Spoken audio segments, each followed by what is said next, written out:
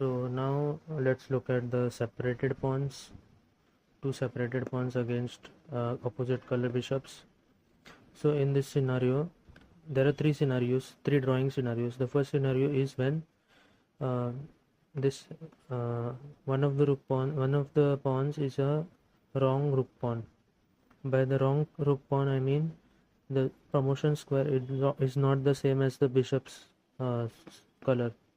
So that this is a dark squared bishop.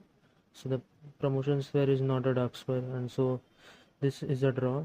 Also, there's another condition that the king needs to get here. So the king needs to be closer than the other king, and then it would be a draw. And if, for example, this is the scenario, let's go here, king goes here, king goes here, and now if you can just sack this bishop for the pawn, and then this, even if let's say the bishop was not, let's say these two things were not here, then this would be a draw, because if you get here, this is stalemate, and if you push this, again stalemate, and this is also stalemate. So if you don't play anything, if you bring the bishop back, then king repeats left right, and so that's why this is a draw. So when this situation occurs, when it's one of the pawns is a wrong rook pawn, then you sacrifice the bishop for one of the pawn, and then get your king to this corner where which the pawn will promote. And so this is the first scenario. Now the second drawing scenario is when the two pawns are separated by one file, and we have the correct scenario where the bishop is between the two pawns and the king is blocking the attacking king from getting here. So then the bishop will have to give up one of control of one of the squares, and so this is the correct scenario, and we need to keep our king where it is, not moving at all, and we need to move our bishop on the opposite side of where this king is, so that it maintains control of this square.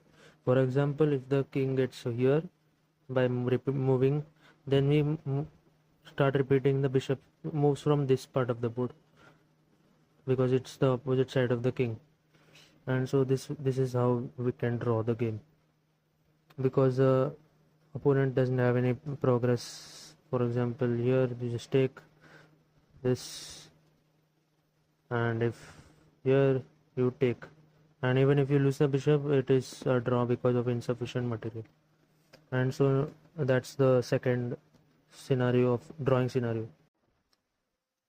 So this is the third scenario, and in this case the bishop is on this diagonal, which is the most important diagonal in this situation, because both the pawns will go ahead on that diagonal, and the bishop is already there, so that is why this is a draw.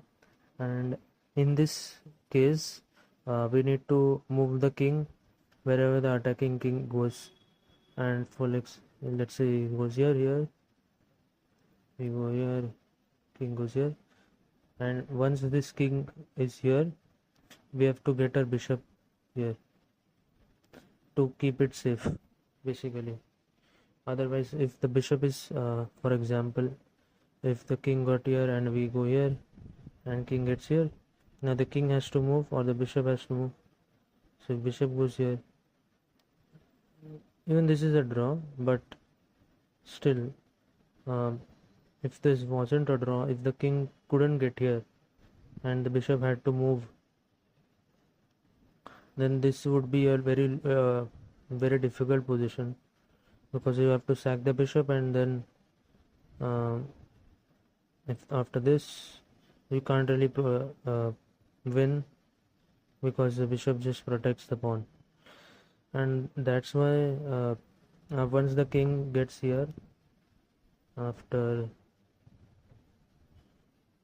going here, now we should play this just to be safe, although that is also a drawing position, but it's better to be safe. And now the king goes here, then king goes to d8, because this square is also important. And now if the king goes here, we just repeat, because both the pieces are controlling this square. If we had not done that, we just pushes, and even if this, we just promotes. And that's why getting the king here on d8 is important to control this square. And so that's all for these three scenarios.